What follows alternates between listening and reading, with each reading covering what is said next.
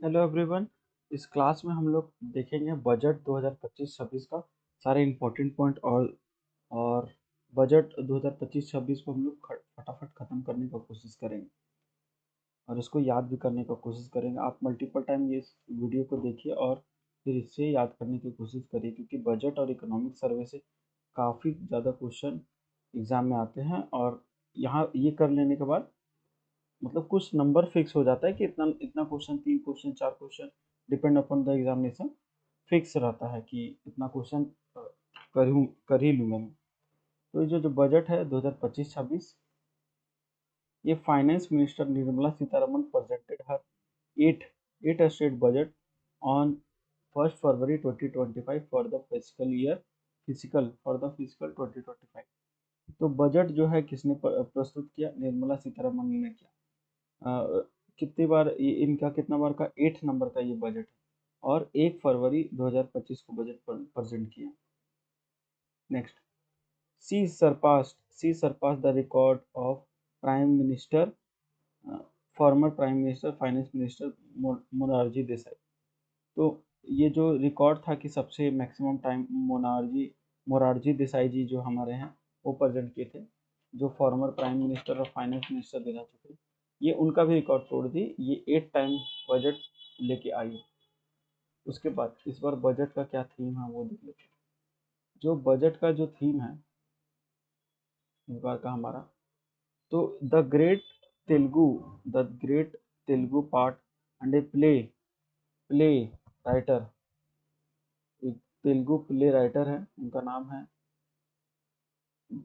गुरराज Rajda गुरराजादा Aparo. एक बात बोले थे, a country is not just it's soil, a country is it's people. जो कंट्री जो है, ये कंट्री का मतलब ये नहीं कि बस मिट्टी है, ठीक है। गुरा राजादा गुरा राजा ने बोला कि एक देश सिर्फ उसकी मिट्टी से नहीं बनता, बल्कि उससे वहाँ के लोगों से बनता है। A country is not just it's soil, a country is it's people.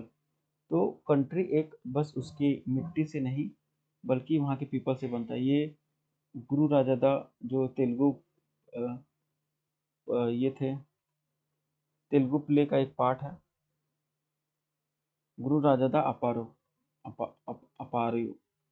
और ये क्या है, इसका थीम क्या है? सबका विकास, stimulating balance growth of all religion और रीजन। तो सबका विकास करना है और सारा रीजन का बैलेंस करना है। विकसित भारत को मतलब क्या होता है? विकसित भारत, सबका विकास जो है और विकसित भारत जो है, तो इसमें विकसित भारत का मतलब क्या होता है? अगर विकसित भारत तभी कहलाएगा जब वहाँ पे जीरो पॉवर्टी हो, 100% गुड क्वालिटी एजुकेशन, मतलब zero poverty, 100% good quality education होगा, और access of high level, high quality, affordable and comprehensive health care. तो पहला क्या है? जीरो पॉवर्टी, दूसरा एजुकेशन, तीसरा एक हाई क्वालिटी का affordable comprehensive health care facility होना चाहिए। 100% skill labour with meaningful employment, 100% skill labour होना चाहिए विथ मीनिंगफुल एम्प्लॉयमेंट होना चाहिए। 70% वुमेन इन इकोनॉमिक एक्टिविटी। जो इकोनॉमिक एक्टिविटी है, इकोनॉमिक एक्टिविटी इसमें कितना कितना परसेंट होना चाहिए? 70% वुमेन होना चाहिए, 70% वुमेन होना चाहिए इकोनॉमिक एक्टिविटी। उसके बाद फिर farmer making our country the food basket of the world. जो है फार्मर है, फार्मर जो हम लोग किसान है, making our country the food basket of the world, उसको विकसित भारत बोले। पहला नंबर क्या था? Zero poverty. दूसरा नंबर एक गुड क्वालिटी एजुकेशन होना चाहिए। तीसरा नंबर हेल्थ केयर होना चाहिए। चौथा नंबर है कि 100%, बिल्कुल 100% क्या होना चाहिए? 100%, 100% स्किल लेबर होना चाहिए विथ मीनिंगफुल एम्प्लॉयमेंट। 70% जो है वुमेन लोग का इकोनॉमिक एक्टिविटी में वुमेन लोग होना चाहिए, कितना? 70%। Farmer making our country the food basket of the world. ये जो है 6 पॉइंट है विकसित भारत। अब 70% वुमेन जो इकोनॉमिक एक्टिविटी में रहेगी, टोटल जितना वुमेन है में, मतलब इकोनॉमिक एक्टिविटी में 70, ये भी ध्यान में रखना। The propose development means a span 10 broad area focusing on गरीब, यूथ, अन्नदाता एंड नारी। तो द प्रोपोज्ड डेवलपमेंट मेजर, जो प्रपोज डेवलपमेंट मेजर है उसमें क्या क्या है, 10 ब्रॉड, उसमें जो है 10 ब्रॉड एरिया फोकसिंग किस में करता है, गरीब, में फोकस करता है, यूथ में और अन्नदाता में। पहला नंबर जो है, पहला नंबर क्या है, पहला नंबर है कि spurring agriculture growth and productivity, spurring agriculture growth and productivity.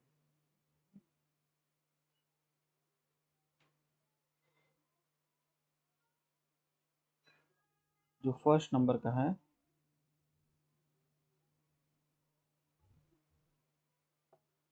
Spurring agriculture growth and productivity. Second number क्या है, building rural prosperity and resilience. Second number building rural prosperity and resilience. Third number क्या है, taking everyone together on an inclusive growth plan. Third number में है taking everyone together on inclusive growth programme. Fourth number में है boosting manufacturing and furthering make in India, boosting manufacturing and furthering make in India. Supporting MSME जो है ये पांचवा point है। Enabling employment and employment lead development, investing in people, economy and innovation, securing energy supplies. नौवां number में क्या, promoting export. 10वां number में nurturing innovation. तो ये जो है 10 पॉइंट जो है 10 ब्रॉड, फोकसिंग जो है उसमें से गरीब, यूथ और अन्नदाता, नारी का जो ये 10 पॉइंट है वो क्या है, पहला spurring agriculture growth and productivity, building rural prosperity and resilience, taking everyone together on an inclusive growth plan, boosting manufacturing and further make in India. जो है यहाँ पे फर्दरिंग मेक इन इंडिया है। एमएसएमई है, supporting MSME, enabling employment led development, investing in people, economy and innovation, securing energy supply, promoting export and nurturing innovation। ये हुआ। उसके बाद हम लोग देखते हैं डी नंबर का क्या है, डी नंबर का for this journey and development.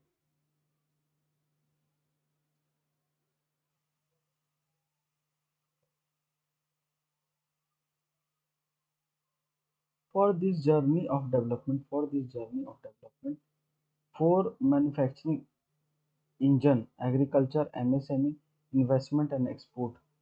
For this journey of development, four powerful engine: agriculture, MSME, investment and export. The fuel our reform. Ad. Our guiding spirit, inclusivity, destination विकसित भारत। फिर E नंबर का point है, this this budget aim to initiate transformative reform across the 6 domains. तो ये informative reform लाना चाहता है 6 डोमेन्स में। पहला टैक्सेशन में लाना चाहता है, पावर सेक्टर में लाना चाहता है, ट्रांसफॉर्मेटिव रिफॉर्म। तीसरा नंबर में अर्बन डेवलपमेंट में ट्रांसफॉर्म करना चाहता है, माइनिंग में ट्रांसफॉर्मेशन चाहता है, और फाइनेंशियल सेक्टर और रेगुलेटरी रिफॉर्म में चाहता है। हाईलाइट ऑफ द बजट हम लोग देख लेते हैं। एक्सपेंडिचर, जो सरकार का खर्चा, the expenditure of the government is estimated to spend 50,65,345 crore in 2025, जो कि 7.5% higher than receive estimate of 2024-25, मतलब ये जो 7.4% हाइयर है जो 2024-25 में एस्टिमेटेड था, इस बार कितना है? 50,65,345 करोड़। इतना जो है एक्सपेंडिचर क्या क्या गवर्नमेंट सोच के रखा, एस्टिमेट करके रखा। Interest payment account for 25.2% of the total expenditure and 37.32% of revenue receive. तो इंटरेस्ट पेमेंट कितना करेगा? 25.2% ऑफ द टोटल एक्सपेंडिचर का इंटरेस्ट पेमेंट करेगा, और 37.32% जो है रेवेन्यू रिसिप्ट है। उसके बाद रिसिप्ट को देख लेते हैं। रिसिप्ट जो है other than borrowing in 2025 to 2026 is estimated to be 34 lakh 96,409 crore है, जो कि 11.1% हाइयर है पिछले बार से।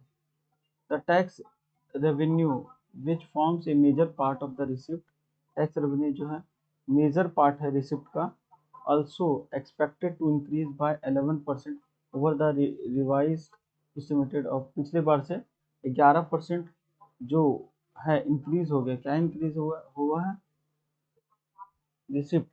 जो tax revenue which forms a major part of the receipt, also जो टैक्स रेवेन्यू जो आता है वो 11% से इंक्रीज हो गया है, मतलब एक्सपेक्टेड है। ठीक है, नेक्स्ट देख सकते हैं GDP. The government has estimated the normal nominal GDP growth rate at 10.1% in 2025-2026.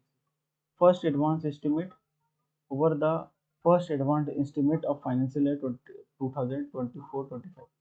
तो नॉमिनल जीडीपी ग्रोथ रेट कितना है? 10.1%। नॉमिनल जीडीपी ग्रोथ रेट कितना है? 10.1%। ये याद रखने का है कि नॉमिनल जीडीपी ग्रोथ रेट कितना है? 10.1%। नॉमिनल जीडीपी ग्रोथ रेट कितना है? 10.1%। इसके बाद नेक्स्ट देख लेते हैं डेफिसिट। डेफिसिट क्या? रेवेन्यू डेफिसिट जो 2025-26 is targeted eight 1% of GDP. Revenue deficit जो है वो कितना है? 2025-26 टारगेटेड कितना? 1.5% of GDP. This is lower than the revise estimate of 1.9 in 2024-2025. Fiscal deficit of 2025-2026 4.4% of the GDP। Physical deficit कितना है 2024-25 का? Is targeted to 4.4% of the GDP. ठीक है, ये याद रखने का है कि रेवेन्यू डेफिसिट 2025-26 का इस टारगेटेड टू 4.4%। ये होगा, ये याद करने के लायक है। और फिर revenue deficit 2025 is targeted to at इतना 1.5% of GDP. The nominal GDP growth rate, nominal GDP growth rate कितना है? 10.1% एस्टिमेटेड। टैक्स रेवेन्यू कितना है? Expected to increase by 11%। ये सब याद रखना है। Lower than the revise estimate of 4.8% of GDP 2024-25। लोग डेप्ट के बारे में आप देखते हैं। डेप्ट जो है, डेप्ट central government aim to reduce its outstanding liability around 50 ±1% of GDP by the March 2031। 2024-25 में outstanding liability are estimated to be 56.1% of the GDP.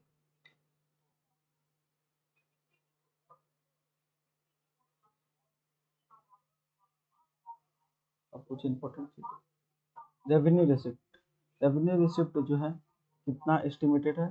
34,20,409 34,20,409 revenue receipt, जो कि पिछले बार कितना था? 30,87,900। फिर टैक्स रेवेन्यू जो है पिछले बार इतना था, अब इतना हो गया 25 लाख से लेके 28 लाख हो गया अप्रॉक्सीमेट। उसके बाद नॉन टैक्स रेवेन्यू जो है वो 5,31,000 से लेके 5,83,000, 5,83,000 हो गया। कैपिटल रिसिप्ट जो है 16,28,527 से 16,44,936 हो गया। रिकवरी ऑफ लोन पिछले बार कितना एस्टिमेट था? 26,000। इस बार कितना है? 90,000। तो रिकवरी ऑफ लोन पिछले बार कितना था? 26,000। इस बार कितना है? 90,000। बोरोइंग एंड अदर लायबिलिटी ये कितना है? 15,69,529 एस्टिमेटेड था। इस बार क्या घट गया? घट गया, घटने वाला याद में रखना। ये डाटा एक याद हो सकता है। और ये जो है घट गया, बोरोइंग एंड अदर लायबिलिटी, वो याद रखना। ठीक है। फिर टोटल रिसिप्ट कितना है? 47,16,486। फिर अभी कितना बढ़ गया है? 50,63,330। टोटल एक्सपेंडिचर जो है 47,16,487 से लेकर अब कितना हो गया है? 50,63,345। On revenue account of which 36,98,058 जो है on revenue account of which कितना बढ़ गया है? कितना ऑफ विच ऑन 39 लाख। कुछ नीचे का देख लेते हैं। ये फिजिकल डेफिसिट जो है इम्पोर्टेंट है, revenue deficit important. Physical deficit पहले देख लेते हैं। 15,69,527 जो कि 4.8% है, जो कि एस्टिमेटेड अब इस बार जो है ना हो गया 4.4%। फिजिकल डेफिसिट 15,68,936 हो गया। 15,68,936 हो गया, 4.4% है। रेवेन्यू डेफिसिट पिछले बार से 1.9 से इस बार 1.5। पिछले बार 6,10,098 था, इस बार 5,23,846 हो गया। ठीक है।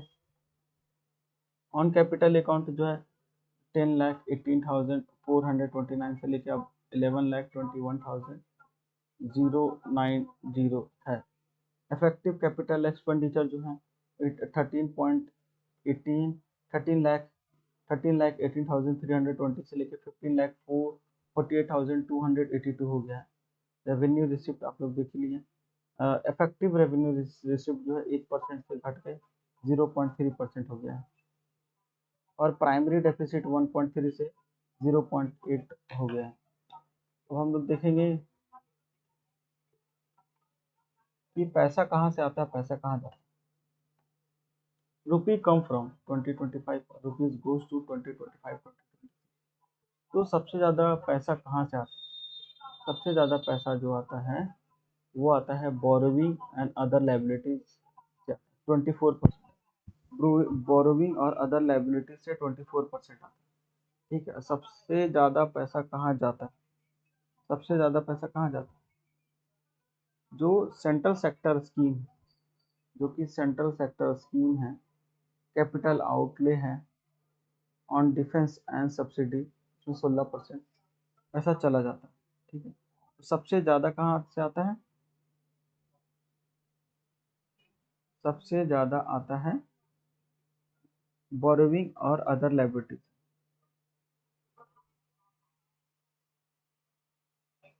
सबसे ज़्यादा जाता है central sector scheme, capital outlay on defence and subsidy. उसके बाद सबसे ज़्यादा, सबसे कम किस में आता है? नॉन डेप्ट कैपिटल रिसिप्ट 1%। और सबसे ज़्यादा पैसा, सबसे कम पैसा सरकार किस में करती है? मतलब इस डायग्राम के अनुसार पेंशन में 4%, अदर एक्सपेंडिचर में तो ही 8%, लेकिन पेंशन में सबसे कितना करती है? 4% सरकार खर्च करती है।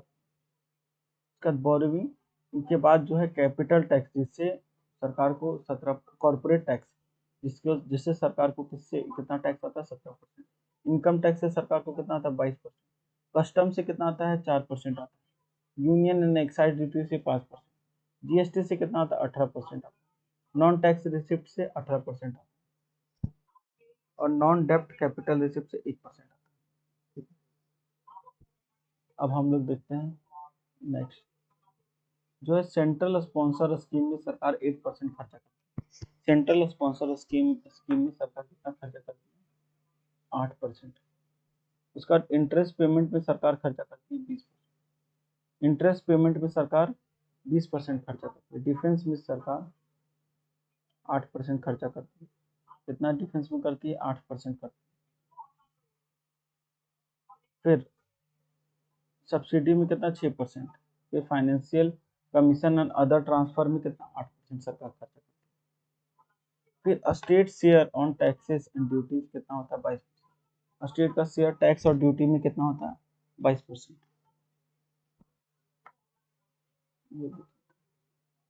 अब हम लोग रिसिप्ट पढ़ेंगे, रिसिप्ट फॉर 2025-26 का।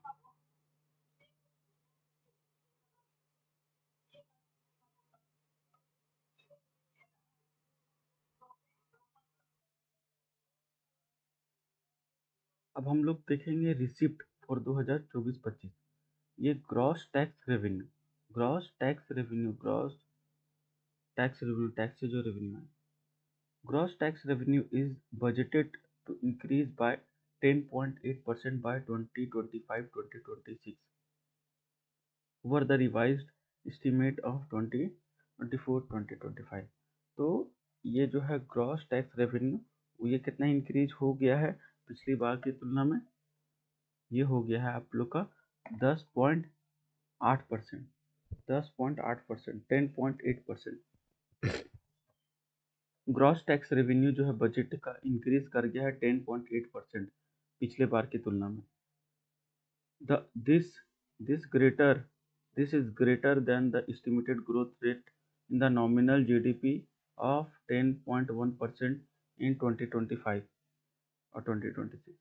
ये ज़्यादा है। This is greater than the estimate growth in nominal GDP of 10.1% in 2025-2026। Corporate tax, income tax, um, income tax for 2025-2026 are expected to grow over the revised estimate of 2024-2025 by about 10.4% and 14.4% respectively। तो corporate tax और income tax जो है, corporate tax कितना बढ़ा है? Corporate tax बढ़ाए हैं, corporate tax बढ़ा है 10.4% and income tax is expected to grow over the revised estimate of 14.4%। तो कॉर्पोरेट टैक्स जो है एक्सपेक्टेड कितना ग्रोथ करने का? 10.2%। और इनकम टैक्स कितना है एक्सपेक्टेड ग्रोथ करने का? 14.4%। और ग्रॉस रेवेन्यू टैक्स जो है, ग्रॉस रेवेन्यू टैक्स ये कितना बढ़ गया है? 10.8%। GST revenue for 2025 and 2026 is budgeted to increase by 10.9% over the revised estimate of कितना? तो GST रेवेन्यू कलेक्शन कितना बढ़ा है? 10.9%। GST रेवेन्यू कितना बढ़ा है? कलेक्शन 10.9%। GST रेवेन्यू बढ़ा है 10.9%। अब देख लेते हैं डिवोल्यूशन ऑफ स्टेट। तो devolution of a state from the center tax revenue is estimated to 14,22,444 crore जो है 2024 2025 2026 में है, an increase of 10.5% over the revised estimate of 2024-2025। तो devolution of a state from the center tax revenue कितना is estimated to be 14,22,444 crore जो है estimated है 2025-26 में। और ये कितना इंक्रीज कर गया पिछले बार के मुकाबला में? 10.5%। डिवोल्यूशन ऑफ स्टेट पिछले बार से कितना इंक्रीज कर गया? 10.5%। और कितना एस्टिमेटेड है? 14,22,444 करोड़। ठीक है, estimated to be higher than in 2024-2025 the devolution of the state is estimated to be higher than higher by 39,674 crore from an initial budget estimate of 12,000 12 lakh 47,211 crore. तो 14,000 14 लाख 22,444 करोड़ माइनस करेंगे 12,000 12 करोड़ 47,000, तो ये आएगा इतना। जो डिफरेंस कितना पिछले बार से इस बार का, पिछले बार से इस बार का डिफरेंस है 39,674 करोड़। नेट टैक्स रेवेन्यू देख लेते हैं। जो नेट टैक्स रेवेन्यू है, net tax revenue excluding state share in taxes, state का शेयर को एक्सक्लूड करके is estimated to be 28,37,409 crore है 2025-26 में, which is about 11% higher than the revise estimate of 2024-20। 2024-25 से कितना परसेंट ज़्यादा है? 11% ज़्यादा है। नेट टैक्स रेवेन्यू कितना पिछले बार से 11% ज़्यादा है। कितना है total? 28,37,409 28,37,409 as per the revised estimate of 2024-25 net tax revenue expected to reduce marginally by 1% from the budget estimate of what is, तो 1% से कम होने की भी चांस है इसकी। उसका कैपिटल रिसिप्ट जो है एक्सक्लूडिंग बोरोइंग को हटाकर आर टारगेटेड टू 76,000 करोड़। तो कैपिटल रिसिप्ट कितना है, कितना टारगेटेड है? 76,000 करोड़ कैपिटल रिसिप्ट है। An increase in 28.8% over the revise estimate of 2024-25। The revise estimate of 2024-25 are 24.4% lower than the budgeted amount for that year. Lower receipts are estimated due to underachievement and disinvestment target. So capital receipts are targeted at 76,000 crore, an increase of 28.8% over the revised estimate for 2024-2025. The revised estimate for 2024-2025 are 24.4% lower than the budget amount for that year. Lower receipts are estimated due to underachievement of this investment target. Indirect tax, the total indirect tax जो है, total indirect tax collection are estimated to be 17 lakh 35,000 and 100 crore. 17,35,100 crore जो है total indirect tax का collection estimate किया गया है। Indirect tax, total indirect tax are collection are estimated to be 17,35,100 crore in 2025-2026.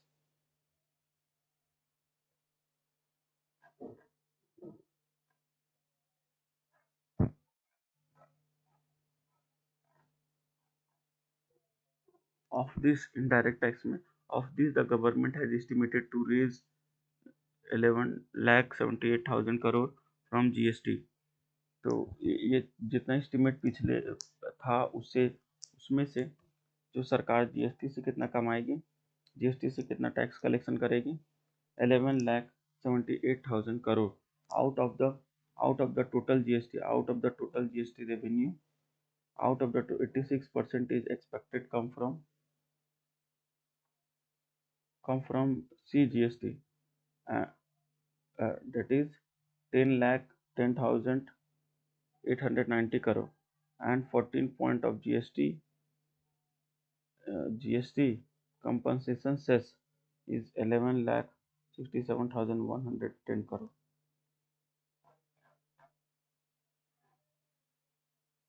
तो indirect tax में total tax revenue collection are कितना है, total tax revenue collection are estimated to be 17,35,100 crore, 17,35,100 crore, 17,35,100 crore, 17,35,100 crore में GST का एस्टिमेशन कितना है, 11,78,000 crore. Out of the total revenue 86% are expected come from CGST। Total revenue में से सेंट्रल जीएसटी जो है उससे 10,000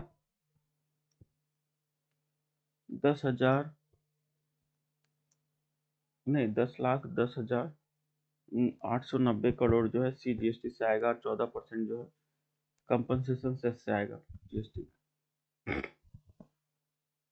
फाइनेंस मिनिस्टर जो निर्मला सीतारमन है वो प्रेजेंटेड की थी union budget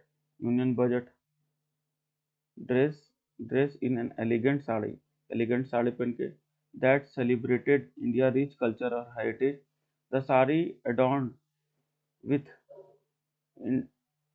intricate Madhubani artwork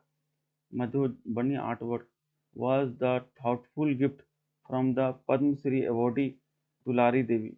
तो दुलारी देवी ने इन्हें ये साड़ी गिफ्ट किया था मधुबनी आर्ट वाला, उसको पहन के ये बजट लेके आई, symbolising tribute to the century old art form and its skill artisans. तो ये बहुत सालों जो पुराना 100 सालों पुराना जो आर्ट फॉर्म है उसका स्किल आर्टिसन को दर्शाता है। इसमें ये मधुबनी आर्ट का जो पेंटिंग जो रहता है, मधुबनी आर्ट का जो डिज़ाइन रहता है वो निर्मला सीतारमन की साड़ी में था। साड़ी किसने गिफ्ट दिया था, पद्मश्री अवॉर्डी दुलारी देवी ने साड़ी गिफ्ट किया था किसको, निर्मला सीतारमन को। नेक्स्ट है corporate tax. The collection from the taxes are on companies expected to increase by 10.4%। तो जो the collection from taxes on companies expected to increase by 10.4% और 2025-2026। तो कॉर्पोरेट टैक्स में जो कितना परसेंट इंक्रीज होगा, 10.4%। कॉर्पोरेट टैक्स में कितना इंक्रीज होगा, 10.4% कॉर्पोरेट टैक्स में इंक्रीज होगा। तो कॉर्पोरेट टैक्स में कितना इंक्रीज होगा, 10.4%। टैक्सेस ऑन इनकम में टैक्स, पहले हम लोग इनडायरेक्ट टैक्स पढ़े, फिर अब हम लोग कॉर्पोरेट टैक्स पढ़ लिए, उसके बाद हम लोग पढ़ेंगे टैक्सेस ऑन इनकम, जो कमाई हो रहा है उसमें कितना tax. Taxes on income is expected to 14.4% in 2025 and 2020. The revised estimate for 2024-2025 is 5.9% higher than the budget of the year 11,87,000 crore. तो कॉर्पोरेट इनकम टैक्स कितना इंक्रीज करेगा, 14.4%। कितना एक्सपेक्टेड है, 14.4% जो है कॉर्पोरेट टैक्स जो है एस्टिमेटेड किया गया है। 14 पॉइंट नहीं, कॉर्पोरेट टैक्स तो 10.4% है। इनकम टैक्स ऑन इनकम में कितना होगा, 14.4%। Tax on income 14.4%, tax on income 14.4% increase करेगा। टैक्सेस ऑन इनकम कितना 14.4% से इंक्रीज करेगा। Transfer of state, the central government will transfer 25,59,764 crore to the state in 2025-2026, an increase in 12.5% over the revised estimate of 2024-25। तो कितना central government transfer to state को कितना देगा, 25,59,764 करोड़ जो है स्टेट को देगा। कितना देगा, 25,59,764 करोड़, 25,59,764 करोड़ जो ट्रांसफर करेगा स्टेट को। कितना, 25,59,764 करोड़। पिछले बार से कितना इंक्रीज किया है, 12.5%। कितना increase in 12.5% over the revise estimate. पिछले बार से ट्रांसफर ऑफ स्टेट में कितना 12.5% ज्यादा सरकार दे रही है स्टेट को। 12.5% सरकार को, राज्य सरकार को ज्यादा दे रही है केंद्र सरकार। 12.5% जो है पिछली बार से इंक्रीज हो गया है। फिर ट्रांसफर कितना कर रहा है, 25,59,764 करोड़। फिर डेफिसिट, डेफिसिट अब हम लोग देख लेते हैं। डेफिसिट रेवेन्यू, इससे क्वेश्चन बहुत आता है, थोड़ा दिमाग खोल के रखना इसके time. Revenue deficit is targeted eight 1.5% of GDP. Revenue deficit जो है 1.5% of GDP, lower than the revised estimate of 2024-2025 is 1.9% of GDP। तो रेवेन्यू डेफिसिट जो है टारगेटेड कितना है, 1.5%, याद रखना। रेवेन्यू डेफिसिट कितना टारगेट है, 1.5% of GDP, lower than the estimate of 2024-25 से कम है। Physical deficit is target, physical deficit कितना है, 4.4% ऑफ जीडीपी। फिजिकल डेफिसिट ये जो है यही पूछता है एग्जाम में। जो फिजिकल डेफिसिट है इज टारगेटेड टू 14.4%।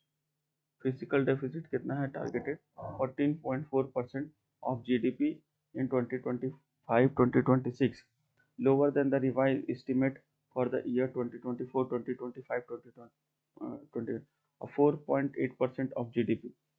तो फिजिकल डेफिसिट कितना टारगेटेड है, 4.4% ऑफ जीडीपी। फिजिकल डेफिसिट कितना टारगेटेड है, पिछले बार से कम टारगेट। पिछले बार 2024-25 में 4.8% टारगेट कर लिया, लेकिन इस बार थोड़ा कम टारगेट किया, अचीव नहीं हो पाता इसलिए थोड़ा कम टारगेट किया है। तो इस बार फिजिकल डेफिसिट कितना टारगेटेड है, 14.4%। इस बार फिजिकल डेफिसिट कितना टारगेट है, 14.4% है टारगेटेड। इस बार फिजिकल डेफिसिट कितना टारगेटेड है, तो 14.4% है physical deficit targeted. The lower physical deficit on account of higher growth in receipt is 11.1% as compared to the expected growth is at 7.4%. The lower fiscal deficit is on account of higher growth in receipt at 11.1% as compared to expenditure growth at 7.4%. इसका next देख लेते हैं। Next में जो है GDP growth estimate. GDP growth estimate, the nominal GDP is estimated to grow at a rate of 10.1% in 2025-2026। Nominal GDP कितना estimated है growth के लिए, 10.1% इन 2024-2025।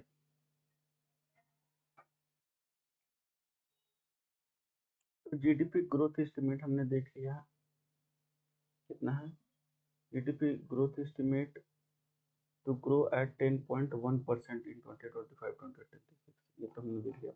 नेक्स्ट देखते हैं एक्सपेंडिचर बाय मिनिस्ट्री, कहाँ कहाँ कितना एक्सपेंडिचर किया गया। तो in 2025-2026 the top 7 ministry in term of allocation on account for 53% of the estimate of total expenditure on 2025-2026 the top 13 ministry in term of allocation account for 53% of the estimate total expenditure. Out of these Ministry of Defense, the highest allocation of 2025-2026 at 6,81,210 crore, accounting for 13.4% of the total budget expenditure of the central government। तो total budget expenditure में से जो 16,81,210 करोड़ जो है ministry of defence को highest allocation हुआ है, जो कि अकाउंट करता है 13.4% of the total budget expenditure of the central government. Total budget में 13.4% जो है मिनिस्ट्री ऑफ डिफेंस में खर्चा किया गया है। Other ministry allocation road and transport department में कितना, 5.7% of total expenditure. 5.7% of total expenditure जो है रोड एंड ट्रांसपोर्ट और हाईवे में हुआ। रेलवे में कितना, 5%।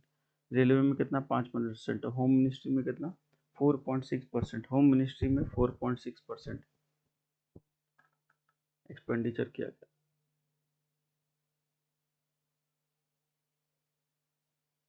अब यहाँ देख लेते हैं मेजर एक्सपेंडिचर। डिफेंस जो सेक्टर है इसमें 4,91,732 करोड़ जो है टोटल जो है एक्सपेंडिचर डिफेंस का इतना है। रूरल डेवलपमेंट में कितना है 2,66,817 करोड़। होम मिनिस्ट्री में कितना है 2,33,211 करोड़। एग्रीकल्चर और अलाइड एक्टिविटी में कितना है 1,71,437 करोड़। एजुकेशन में कितना खर्च किया गया है 1,28,650 करोड़। हेल्थ में कितना खर्चा किया गया है 98,311 करोड़। अर्बन डेवलपमेंट में कितना खर्च किया गया है 96,777 करोड़। आईटी और टेलीकॉम में कितना खर्च किया गया है 95,298 करोड़। एनर्जी सेक्टर में कितना खर्च किया गया है एनर्जी सेक्टर में 81,174। कॉमर्स और इंडस्ट्री में कितना खर्च किया गया 65,553 करोड़। सोशल वेलफेयर में 60,052 करोड़। साइंटिफिक डिपार्टमेंट में कितना 55,679 crore. Major announcement of budget 2025-26 में क्या है, क्या क्या अनाउंसमेंट किया गया है। Government launch 6 year mission for आत्मनिर्भर इन पल्सेस। पल्सेस में जो है आत्मनिर्भर हो जाएगा। मेनली कौन कौन सा पल्सेस पे, तूर दाल, उड़द दाल और मसूर दाल, ये जो 3 दाल है इसके ऊपर सरकार फोकस करेगा। जो 3 तरह का पल्सेस है उसके ऊपर सरकार फोकस करेगा। तूर, उड़द और मसूर पे। Government to launch 6 year mission for Nirbharta in pulses. 6 साल के अंदर अंदर आत्मनिर्भर हो जाएगा पल्सेस पे। The makhana board, a makhana board will be establish to improve the production, processing, value addition and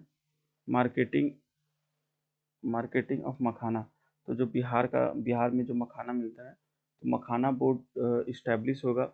makhana board will be establish to improve the production को increase करने में, प्रोसेसिंग के इंक्रीज करने में, उसमें वैल्यू एडिशन कैसे किया जाए मखाना का, उसका मार्केटिंग कैसे किया जाए। तो ये जो मखाना बोर्ड इसके लिए इस्टेब्लिश होगा।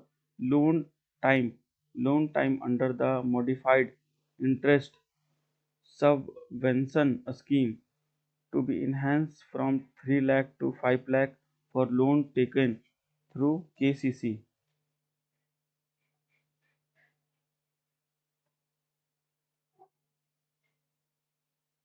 तो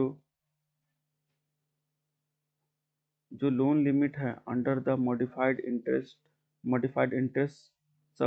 subvention scheme to be enhanced from 3 lakh to 5 lakh for loan taken through KCC। जो लोन लिया है, कौन सा लोन लिमिट जो है, लोन लिमिट उसको क्या कर दिया है इंक्रीज कर दिया है। मॉडिफाइड इंटरेस्ट सबवेंशन स्कीम के तहत उसको 3 लाख से 5 लाख कर दिया गया है, जो कि केसीसी से जो लोग लेते थे। The plant with annual capacity of 12.7 lakh metric tons will be set up in Namrup Assam. तो नामरूप असम में वैसा प्लांट जो इसका annual capacity 12.7 lakh metric ton से ज़्यादा है। the plant with annual capacity of 12.7 lakh metric ton to be set up at Namrup Assam. Namrup Assam में एक प्लांट लगाया जाएगा। इसका कितना कैपेसिटी होगा 12.7 लाख मेट्रिक टन कैपेसिटी होगा। In new fund with expanded scope and a fresh contribution of ₹10,000 crore to be set up। A new fund with expanded scope and a fresh contribution of 10,000 crore to be set up। तीसरा number में है कि भारतीय Bhasha Pustak scheme. भारतीय Bhasha Pustak scheme लाया गया है। Bharatiya Bhasha Pustak scheme announce to provide digital form Indian language book for schools and higher education. जो स्कूल और हायर एजुकेशन है उसका जो है अलग अलग इंडियन लैंग्वेज में भी बुक मिलेगा। ये भारतीय भाषा पुस्तक स्कीम के तहत announce to provide a digital form सबका पीडीएफ जो डिजिटल फॉर्म जो होता है, डिजिटल फॉर्म या ई बुक्स इसको बोल सकते हैं। Indian language for school and higher education, digital form में प्रोवाइड किया जाता है इंडियन इंडियन लैंग्वेज में स्कूल्स और हायर एजुकेशन में। 5 national centre of excellence for skilled to be set up with global expertise and partnership to equip youth and skill required for make in India for make for the world manufacturing.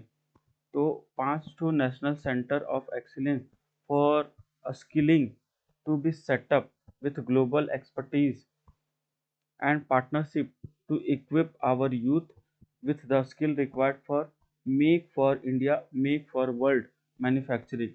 तो 5 national centre of excellence skilling मतलब centre of excellence खोला जाएगा, किसके लिए? Skilling के लिए। और उसमें ग्लोबल एक्सपर्टीज के साथ पार्टनरशिप भी किया गया है। ये किस लिए किया गया है? Make for India, make for world manufacturing के लिए यूथ लोग को स्किल प्रोवाइड करेगा, जॉब प्रोवाइड करेगा। जल जीवन मिशन, जल जीवन मिशन जो है mission to be extended until 2028 with an enhance total outlay. तो जल जीवन मिशन को जो है 2028 तक बढ़ा दिया गया है। जल जीवन मिशन जो है उसको 2028 तक बढ़ा दिया गया है। फिर urban challenge fund, urban challenge fund and urban challenge fund of 1 lakh crore announce to implement the proposal for the cities as growth hub. तो अर्बन चैलेंज फंड जो है वो जो है 1 लाख करोड़ जो है अनाउंस कर दिया गया है to implement the proposal of the cities growth hub as growth hub और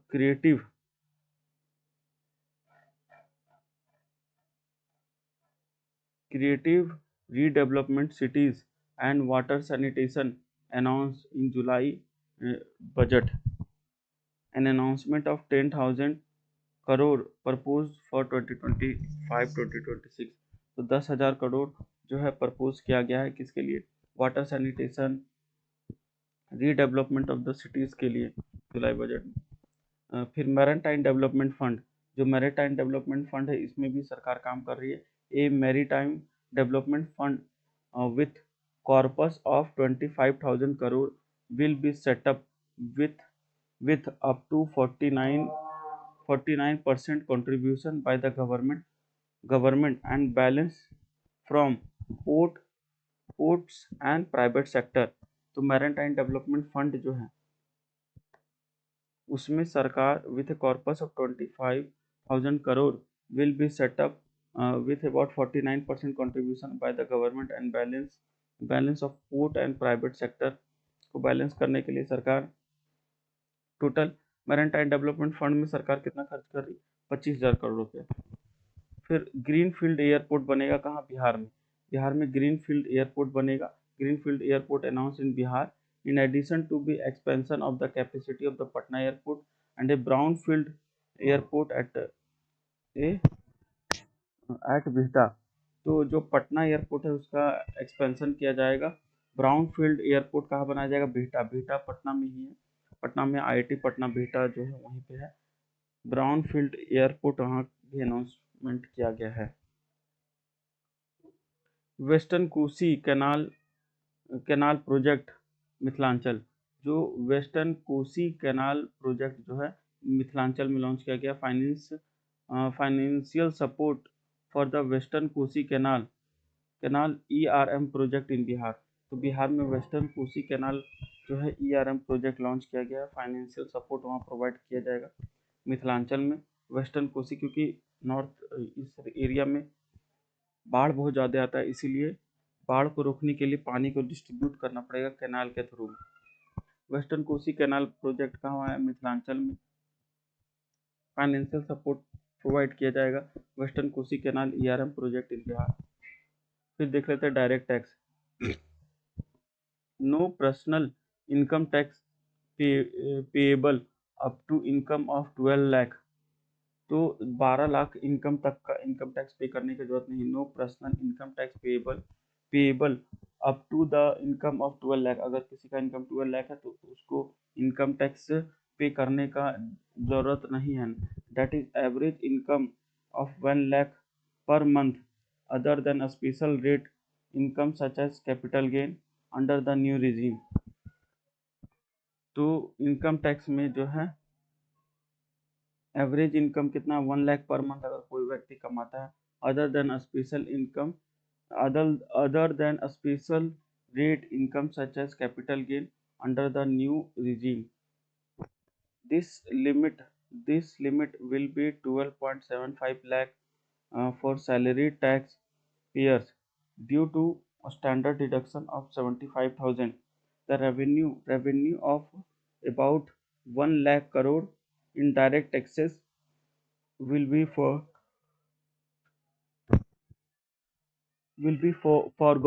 Revenue of about 1 lakh crore in direct tax will be foregone.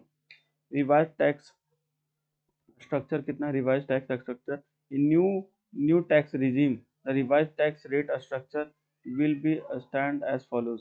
तो जो old है इधर साइड में और new है इधर साइड में। टैक्स स्लैब जो है बेसिक एग्जाम्पशन लिमिट कितना है 2.5 लाख से टैक्स स्लैब में 4 लाख कर दिया गया। ठीक है। इनकम टैक्स रीडिबिट लिमिट जो है पहले 5 लाख था 12 लाख कर दिया गया। और standard deduction only for salaried person 50,000 से 75,000 कर दिया गया। इनकम टैक्स स्लैब जो है इनकम टैक्स स्लैब वो देख लीजिए अप टू 2.5 इसमें नील है। अब 0 से 4 लाख तक भी नील है। 0 से 8 लाख तक 5% और 2.5 से 5 लाख पहले था 5%। अब 8 से 10 लाख जो इनकम टैक्स स्लैब है वो 10% है और 10 से 12% में 15% है और 16 से 20% में 20% और 20 से 24 पर 25% है। इस तरह है, ये सब देख लेते हैं। Tax slab under the present tax revenue regime तो 0% टैक्स लगेगा अप टू 3 लाख तक। 5% टैक्स लगेगा करेंट इनकम स्लैब। 5% टैक्स लगेगा 7 लाख से 7 लाख टू 3 लाख से 7 लाख तक। 10% टैक्स लगेगा 10% रेट से टैक्स लगेगा 7 लाख से 10 लाख तक का। और फिर 15% टैक्स रेट है कितना 10 लाख से 12 लाख के बीच में। 20% टैक्स है 12 लाख से 15 लाख के बीच में और 30% टैक्स है एबव 15 लाख। तो ये हम लोग का बजट हो गया और इसका थोड़ा सा हाईलाइट भी देख ही लेते हैं ये डायग्राम और ग्राफ की मदद से।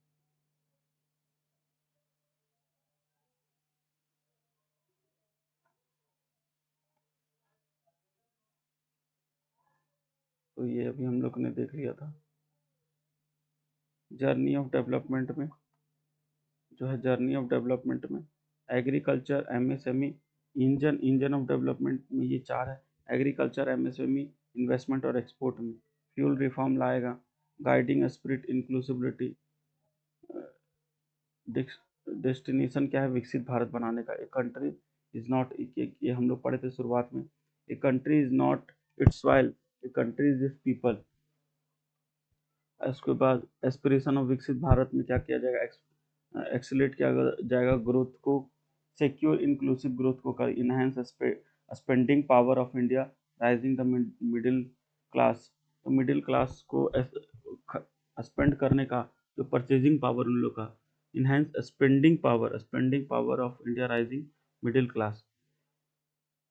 Invigorate private sector investment upliftment household sentiment को अपलिफ्ट किया जाएगा। फिर गरीब youth development major focuses on गरीब में यूथ में अन्नदाता में और नारी में फोकस रहेगा।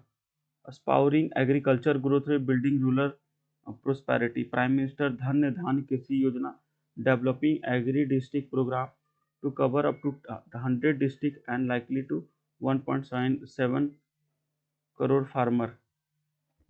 प्रधानमंत्री धन्य धान कृषि योजना के तहत एग्रीकल्चर डिस्ट्रिक्ट प्रोग्राम लाया गया। इसमें कम से कम 100 डिस्ट्रिक्ट हैं। Mission cotton productivity 5 year mission to facility improve the productivity and sustainability of the cotton and the farming. तो 5 साल के अंदर अंदर कॉटन फार्मिंग को इंक्रीज किया जाएगा। 5 साल के अंदर अंदर कॉटन फार्मिंग को इंक्रीज किया जाएगा। ये भी हमने पढ़ा था। Makhana board in Bihar to be set up to improve the production processing and value addition marketing and organising FPOs। तो मखाना का प्रोडक्शन इंक्रीज करने के लिए बिहार में भी सरकार कोशिश किया करेगा।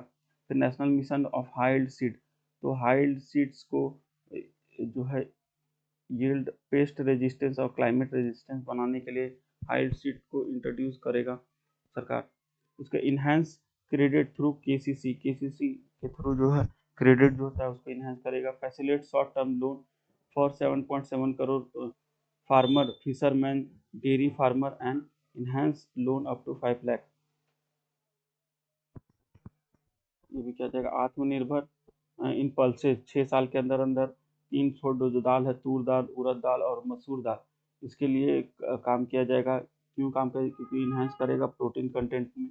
Development and commercial availability of the climate resilient seed, ऐसा सीड दाल का प्रोवाइड किया जाएगा जो कि हाई टेम्परेचर में भी उगाया जा सके। इंक्रीजिंग प्रोडक्टिविटी को इंक्रीज किया गया। Improving post harvest storage and management, assuring the remunerative prices of the farmer. फिर India post as a catalyst for the rural economy, rural community hub colocation,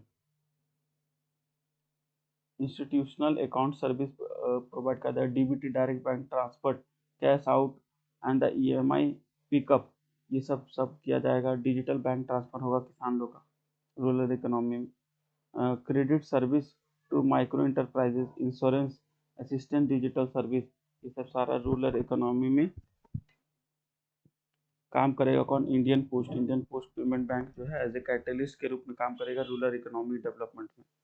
फिर डेवलपमेंट मेजर फॉर गरीब, youth, अन्नदाता और नारी, ये सारा हम लोग अभी पढ़ लिए। इसी का समरी दिया हुआ है ये बजट में।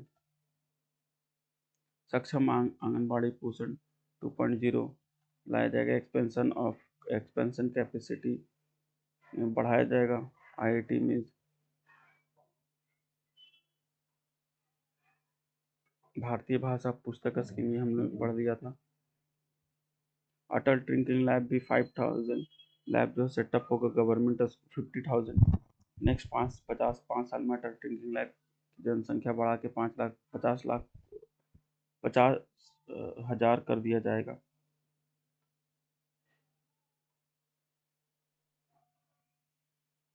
और PMSBA निधि के तहत to be revamped and enhance loan from banks, UPI linked credit card and capacity building support किया जाएगा PM स्वनिधि स्कीम के तहत।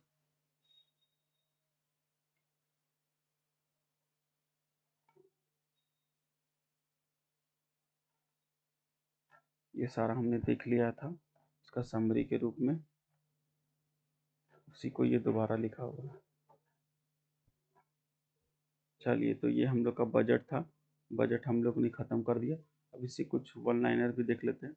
जैसे कि हु प्रेजेंटेड बजट, तो निर्मला सीतारमन ने ये बजट पेश किया था। Union budget 2025-26, in which budget in which number budget after independence, तो ये 79वां बजट है 2025-26 वाला। What is the estimate of total expenditure for financial year 2025-2020, तो 48.5 लाख करोड़ जो है एक्सपेक्टेड है, एस्टिमेट है एक्सपेंडिचर में। The budget was which budget was last full budget before general election 2024, तो 2023-24 जो है वो लास्ट बजट था, वो जो इलेक्शन से पहले हुआ था।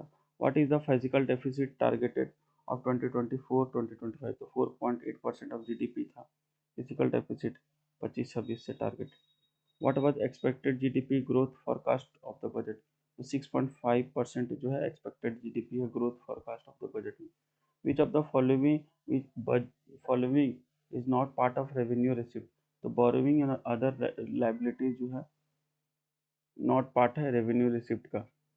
Budget 2025-26 continue to focusing on which mission of clean energy, तो नेशनल ग्रीन हाइड्रोजन मिशन जो है क्लीन एनर्जी की तरफ फोकस है।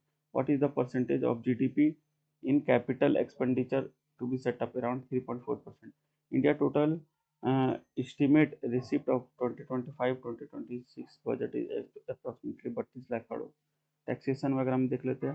Under the new tax regime the income tax amount will be tax free 7 lakh. How many tax slab under the new tax regime? तो 5 tax slab है.